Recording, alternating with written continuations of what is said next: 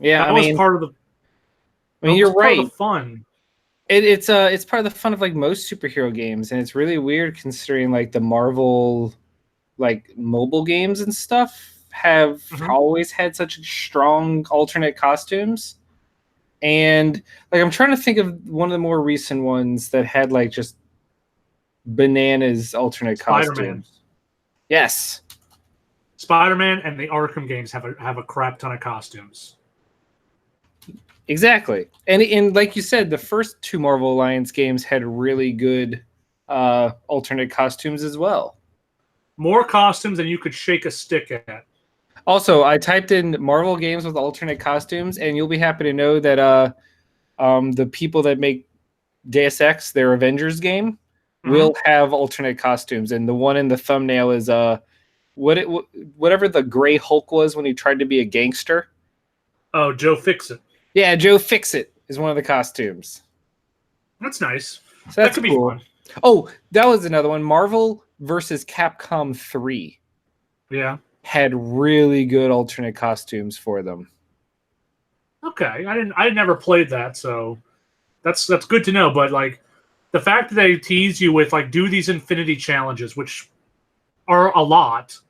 Are they hard? I haven't even tried one yet because they're They're always like do synergy, and I'm like I'm playing by myself and I can never synergize attacks with the computer. So no, I'm not going to. they're not hard. Some of them are high level, are level dependent, and some of them are character dependent. Um, I haven't had trouble with them, but I also don't like doing them because the reward's not worth it. Okay. I unlocked Black Widow's alternate costume. She's all in white. Yeah. That's it. And our friend Oh, Kevin, who's done it all, said that they're all just color swaps. that's so disappointing. Yeah, I'm looking at the list. Luke Cage Blue is one of them. Like I think the only one that is different is Chef Deadpool. Oh, Like that's what Deadpool's alternate is? yeah, I figured it would have been only X-Force. if you buy the expansion pass. Oh. I figured it would have been his X-Force variant. At least that's No, gray. his regular level one is white Deadpool costume. You also have Red Falcon, green Elsa Bloodstone, blue Venom. Like it's just really sad that they have years and years and years of history to draw upon, and they were like, "Nah, color swaps." Yeah, and it would have been really cool to have like your custom team. Like I don't know one cares, but maybe like TV show Iron Fist and Immortal Iron Fist and Yeah, classic Iron Fist.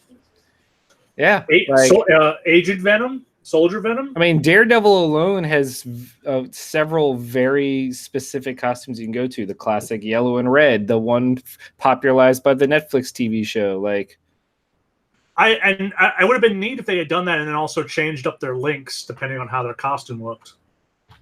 oh, by the way, in chat, Perkins is very sad by your title. Why don't you explain Yeah. why? So hello and welcome to the final episode of this iteration of the NOLAnerdcast. For the last couple of years, we've been using Google Hangouts to produce this show, as it's an easy way to get 4 cameras and alternating views depending on microphone levels. Google Hangouts leaving in about 4 hours, give or take. So, yeah, we're working on another way to do this. I think next couple weeks we'll be doing some streaming of some actual gameplay. Yeah. But While we look into the alternatives, like we know the classic is going to be running the chat through Discord and streaming to Twitch, but unfortunately, the logistics of that is a lot more complicated than just hitting a button and starting. yeah, and I mean, worst comes to worst, we'll just go back to being purely audio. We just won't have live discussion on any service. But we're hoping to migrate over to Twitch. We'll see. We're gonna do some streams for the next couple of weeks while we figure it out. Yeah. So I figured, it's our last episode on YouTube. Let's reminisce a bit. Yeah, I mean, it's not going to be a long episode. Like again, there just hasn't been much news. It's been very light in video game news, and it's been lighter on comic book news because we just had Comic-Con and E3. This is typically one of the slowest months for these industries because all the big news they just exploded their load in those two big massive events, and we won't get more video game news really until PAX at the end of next month, and then comic books. Who knows when that'll pick up? Probably around New York Comic Con in October. Yeah, that's about right. So we started off being purely audio based, recording to an iPad a long time ago. And then life happened and we migrated over to YouTube, which has been mostly good for us, I think. Yeah, I mean, I agree. We've come a long way, even though our production values are still what many might call lacking. Poor. Garbage. Yeah. Lackluster. Yeah. I wish, it's hard to figure it out, and if it's not hard, it's expensive. Yeah. And that's the real hassle, because we've not made any money in our time doing this. Oh yeah, that's this is purely for the love of the game scenario. Yeah.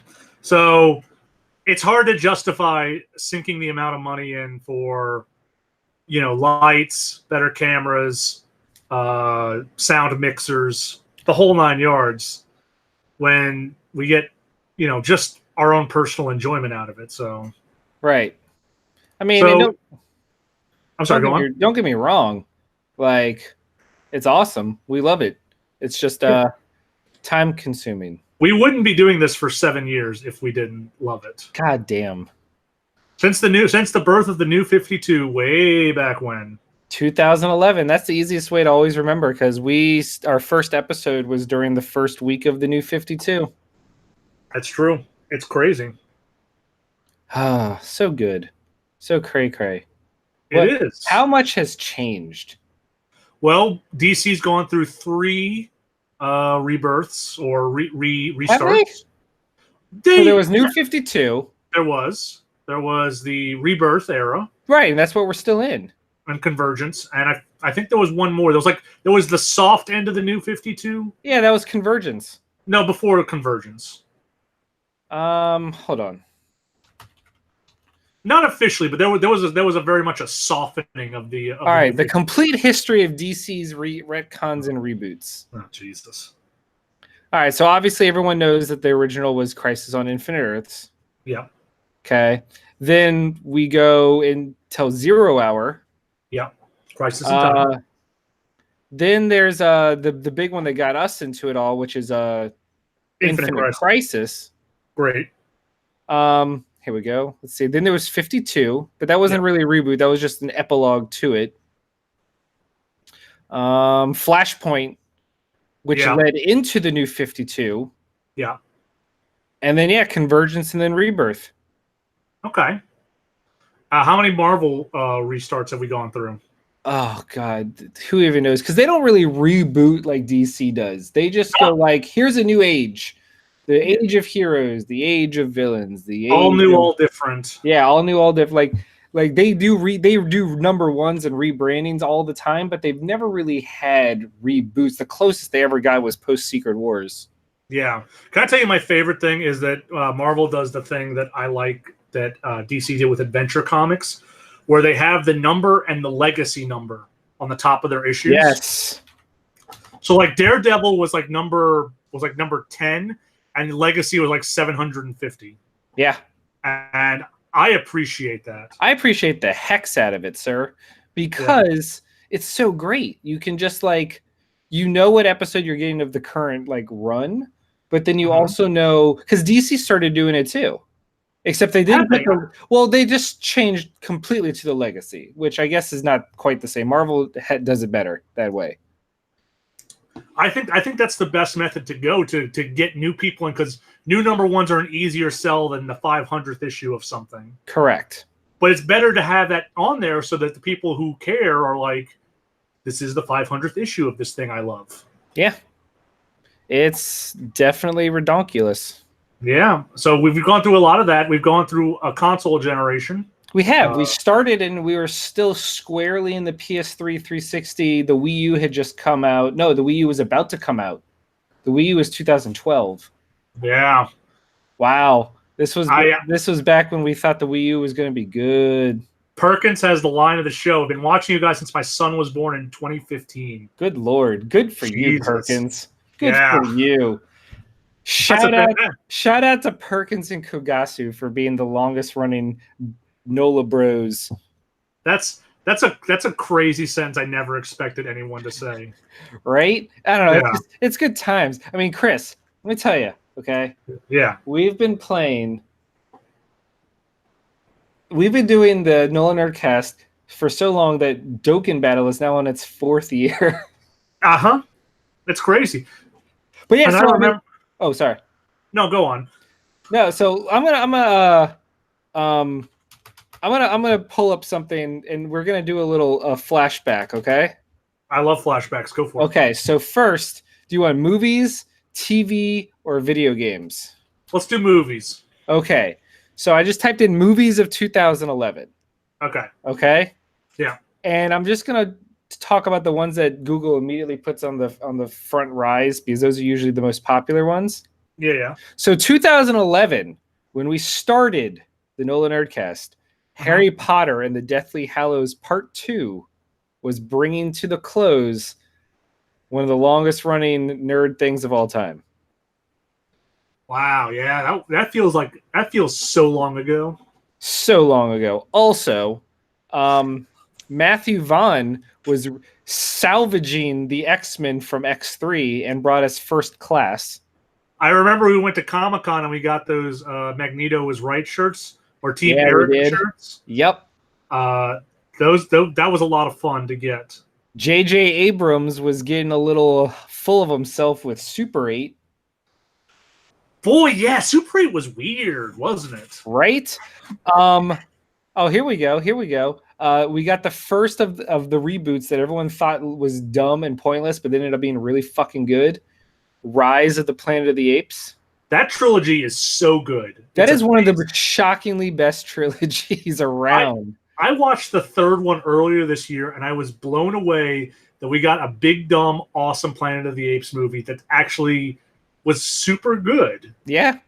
Oh, Chris, you want to know how long we've been doing this? Although this has been going on even longer than us. 2011 was Fast 5, the 5th of the Fast and the Furious movies, and the first one to introduce The Rock and officially make it like the good film franchise. That's when they went full redonkulous. So we've had what, 3 or 4 movies since then? We just had 8, and now we're getting a spin-off. So 4 movies since then. Yeah, so one every other year, like usual. What was the Marvel movie du jour? Oh, so yes, here we go. Because again, it had just really started. If it's 2011, it's got to be Thor and Captain America. That is correct. We got Thor and Captain America. We got Mission Impossible 4, Ghost Protocol. Oh, I did see Ghost Protocol. Oh, Chris, you ready? Yeah. The last good one, Transformers: Dark of the Moon. And I use good loosely, but it was like more enjoyable than 2 ever could be. Oh my God, 2 is unwatchable, I think. Oh, Pirates of the Caribbean on Stranger Tides when they tried to keep the franchise going after everyone else left. I saw that in theaters, and I was so bored. Yes. We got Girl with the Dragon Tattoo, which never amounted to anything because we didn't get the rest of the trilogy. It's a great movie, though. We got Hannah, which then got adapted into a TV show that's really good on Amazon Prime. Like 7 years later. Yeah. After everyone figured out how bad the movie was. I didn't like the movie. We discovered how repetitive a comedy sequel could be with Hangover Part 2. Yeah, I think that was the one where you almost got into a fight at the theater. Yeah, it was. Yeah. The Adventures of Tintin, Blowing Minds. Still a great movie. That was a beautiful movie, but like no one cares about Tintin, so I know, but it didn't matter because it was good to us. It was good for us. Here we go, Chris. My heart was broken forever and always. Oh, Green Lantern. Green Lantern, baby. Yeah, I think I'm due for a rewatch of that. I'm just gonna keep going through the rest of them. We got Cowboys and Aliens. Remember that? Horrible Bosses. The second Robert Downey Jr. Sherlock Holmes movie. God, those movies suck. I hate those. Kung Fu Panda Dose. Oh, here we go, Chris. Yeah. The movie that handed him the reins of the DC universe, Sucker Punch. Wow, we all tricked ourselves into thinking Sucker Punch was good, didn't we? We sure did. That was pure style over substance.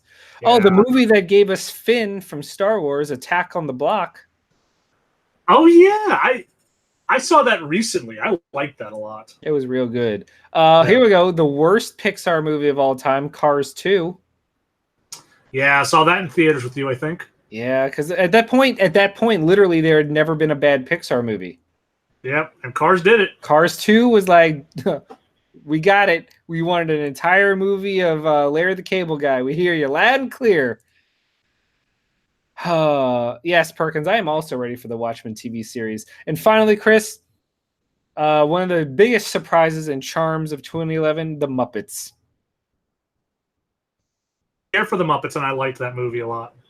All right, TV. What's going on in TV land? These TV shows debuted in 2011. Let me hear them. Game of Thrones. You might have heard of that one. Wow. Okay, yeah. Starting strong.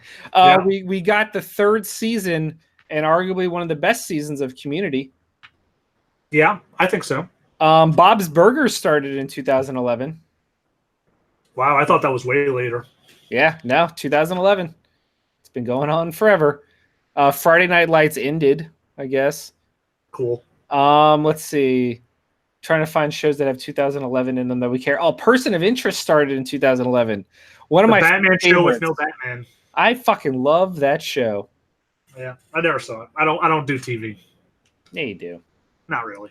Two Broke Girls, Chris, and New Girl. It was a year of girls. So I like Two Broke Girls because I love Kat Dennings, but that show's trash. Oh, it's super trash, but New Girl was great. New Girl was good for a bit. It ended strong. Just throwing that out there. All right, and that's it for TV. It was a not a well, Game of Thrones alone makes it a shockingly great year for TV, but you know, what you gonna do when they come for you? And finally, Chris, the games of 2011. Are you ready? Did I lose you, Chris? Oh, we lost Chris. I have no idea what's going on. Uh-oh. Chris got disconnected. I don't even know if it's still going on.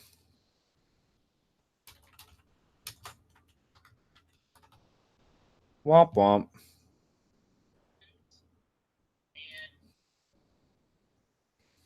Doot doot doot.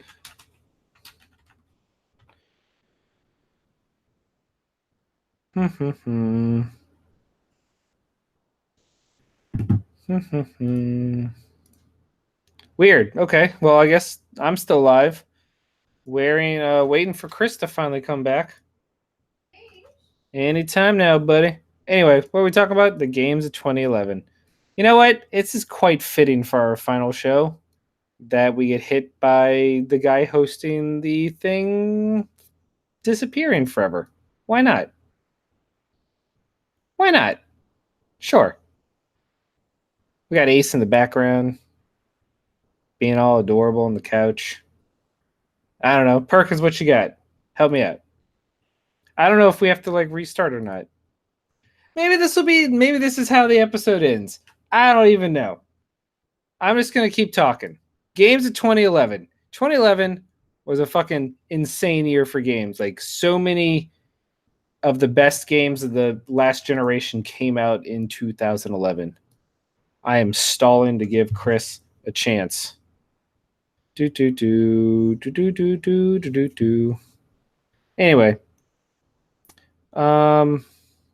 let's see. What else can I talk about so Chris can be part of the video game thing? So, yeah, it's been very long. YouTube's been good to us. We have no idea why all of a sudden Google decided to go, you know what? Nah, we don't want to do Google Hangouts anymore. We hate making things convenient for people. I don't know. Also, I have this Yamcha charm. It goes sad version, happy version. Sad, happy. Hey, Chris is back. Hey, I'm back. It's about fucking time, buddy. Hey, yeah, everything had a brain fart. I've got a Yamcha present for you. I know. I'm very excited. Are you? Yeah. Are you going to show it on camera?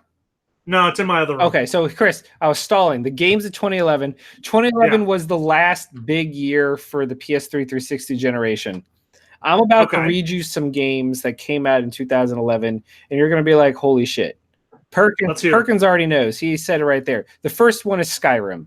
One of the most ported and beloved games of all time. Skyrim was 2011. Batman Arkham City was 2011. Portal 2 was 2011. Battlefield 3, Uncharted 3, Gears of War 3, Saints Row the Third, Modern Warfare 3, a lot of threes, Deus Ex Human Revolution, the original Dark Souls, Dead Space 2, LA Noire, Legend of Zelda Skyward Sword, Assassin's Creed Revelations, Bastion, The Witcher 2, Super Mario Land, Bulletstorm, Rayman Origins, Dragon Age 2, Star Wars The Old Republic MMO, Little Big Planet 2, Infamous 2, the reboot of Mortal Kombat, Sonic Generations, Forza Motorsport 4, Resistance 3, DC Universe Online, Halo Combat Evolved Anniversary Edition, Mario Kart 7, Ultimate Marvel vs. Capcom 3, Killzone 3, Kirby. Like, it's insane. It just kept going. That's a crazy amount of games. That is an absurd amount of games. It's cray, my friend. Yeah. Like, every console had a major game.